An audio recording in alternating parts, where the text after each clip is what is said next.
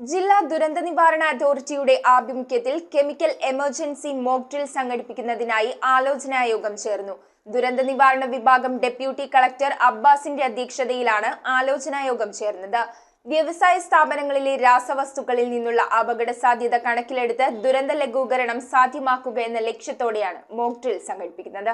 ജില്ലാ ദുരന്ത നിവാരണ അതോറിറ്റിയുടെ ആഭിമുഖ്യത്തിൽ വ്യവസായ സ്ഥാപനങ്ങളുടെ സഹകരണത്തോടെയാണ് കെമിക്കൽ എമർജൻസി മോക്ക് ഡ്രിൽ സംഘടിപ്പിക്കുന്നത്. വ്യവസായ സ്ഥാപനങ്ങളിലെ രാസവസ്തുക്കളിൽ നിന്നുള്ള അപകട സാധ്യത കണക്കിലെടുത്ത് ദുരന്ത ലഘൂകരണം സാധ്യമാക്കുക എന്ന ലക്ഷ്യത്തോടെയാണ് മോക്ക് ഡ്രിൽ സംഘടിപ്പിക്കുന്നത്. മോക്ക് ഡ്രിൽ സംഘടിപ്പിക്കുന്നതിനായി ദുരന്ത നിവാരണ വിഭാഗം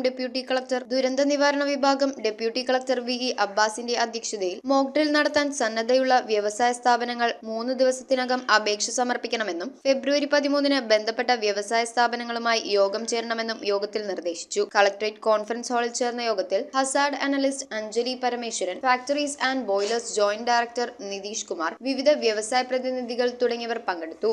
news bureau, Ernakulam. Kopparambil ayurvedic hospital and research centre. ഉഴിച്ചിൽ, lumbar spondylitis, cervical spondylitis, disc bulging കൊണ്ടുണ്ടാവുന്ന ബുദ്ധിമുട്ടുകൾ എന്നിവ ചികിത്സിക്കാൻ വിദഗ്ധരായ ഡോക്ടർമാർ. Kopparambil ayurvedic hospital and research centre.